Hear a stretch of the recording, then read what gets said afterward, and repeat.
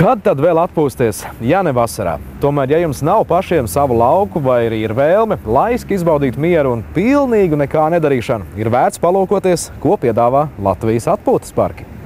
Lācītes ir plašs atpūtas komplekss, kas atrodas stundas braucienā no Siguldas, Cēsīm, Valmieras, Balviem un Madonas. Pašā Vidzemes centrā tieši pa vidu starp Smilteni un Gulbeni, Gaujas krastā. Tā ideja par lācītēm radās aptuveni vairāk kā pirms 20 gadiem.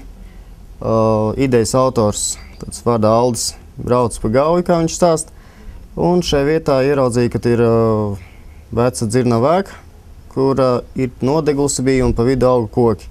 Un viss šitā vieta bija aizaugusi ar krūmājiem un teiksim tā, bija doma sakopt viņu. Neaizlaist postā un pamazām atrodot Latvijas uzņēmējus, kuri bija gatavi šeit piedalīties, un šī vide tika sakopta un tā dzirnava ēka tika restaurēta. Tagad šeit skatām paveras jauki guļbaļķu namiņi ar niedru jumtiem, kuros labāk nāk miegs. Plašs rotaļu laukums bērniem, kā arī īsts retums Latvijā – dūmu melnā pirts. Mums ir dūmu melnā pirts, kas tiek kurināta ar dūmiem, skursteņi nav.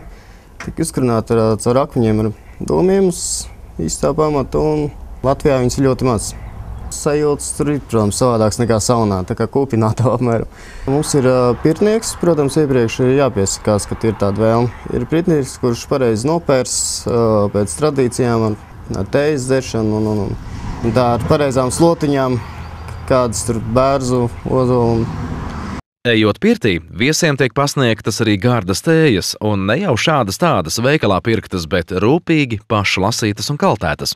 Tas ir zāļu tējas, kas tiek lasītas piparmētri un visas tās zālītes, kas mums ir pieejams mūsu pašu Latvijā, kas attīra organismu un stimulē un asins riti relaksē no visa.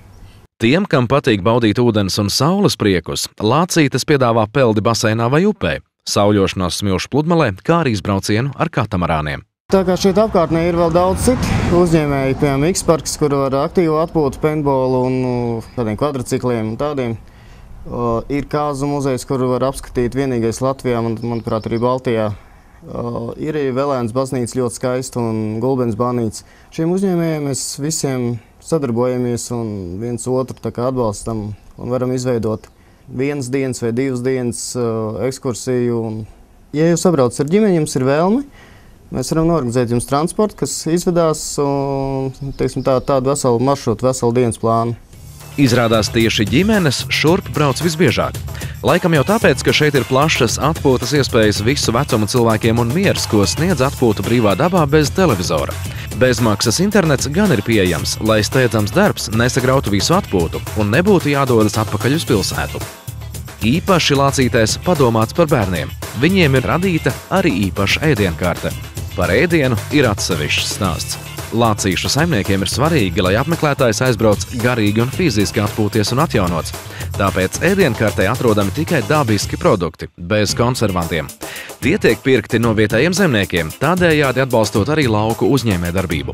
No piena produktiem tepat uz vietas tiek gatavots krējums, sviests un biezpiens. Ja nepieciešams sapulcināt lielāku skaitu cilvēku, tajā pašā laikā izbaudot patīkamo lauku atmosfēru, Lācītes piedāvā savu konferenču zāli, kas ierīkota upes mājā ar zāles jumtu. Šeit iespējams ne tikai rīkot konferences un svinības, bet izbaudīt arī spā kompleksa piedāvājumu. Pavisam Lācītes var uzņemt līdz pat 3000 viesu.